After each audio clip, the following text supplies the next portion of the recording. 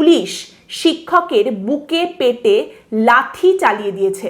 এই যে ঘটনা ঘটলো, এটার মাধ্যমে আরও একটা বিষয় আজ আবার খুব স্পষ্ট হয়ে সকলের সামনে উঠে এলো, প্রমাণ হয়ে গেল একটা বিষয় আবারও। আর সেটা কি বলুন তো? সেটা এই যে আমরা একটা সেফ বাবলের মধ্যে থাকি। কিছু মানুষ আছেন যারা এই সেফ বাবলটার মধ্যে থেকে বিশ্বাস করেন যে আমি কিচ্ছু বলবো না, আমি কিচ্ছু করব না, কোনো প্রতিবাদ করব না, কোনো কথা বলবো না, কোনো কিছুর মধ্যে, কোনো ঝামেলার মধ্যে আমি থাকবো না। আমাকে গালি দিলেও আমি দাঁত বের করে হাসবো, আমার যদি পেটে লাথি মারে তাও আমি বলবো জি হুজুর আপনি যা বলেছেন তাই ঠিক। এইটা যদি আমি করতে পারি ব্যাস, তাহলেই আমি সেফ, আমার আর কিচ্ছু হবে না, আমার সঙ্গে কোনো খারাপ ঘটনা ঘটবে না। তারপর আপনার গায়ে যখন এই আঁচটা এসে পড়ে, আপনার গায়েও যখন সবটা লাগে, তখন আপনি প্রশ্ন করেন এ বাবা আমার সঙ্গে এরকম হলো, আমার সঙ্গে কি করে হলো, আমার সঙ্গে এই ঘটনা কি করে ঘটে গেল। আসলে যারা লাঠিটা চালান তারা তো দেখে চালান না যে কাকে মারছেন, তারা লাঠিটা চালিয়ে দেন, কাঁদানে গ্যাসটা তারা ছুঁড়ে দেন।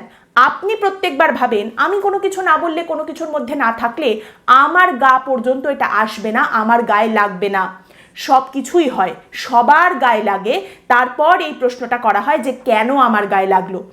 আসলে আগুন লাগলে সেটা কিন্তু পোড়াবেই, আপনিও পুড়বেনই।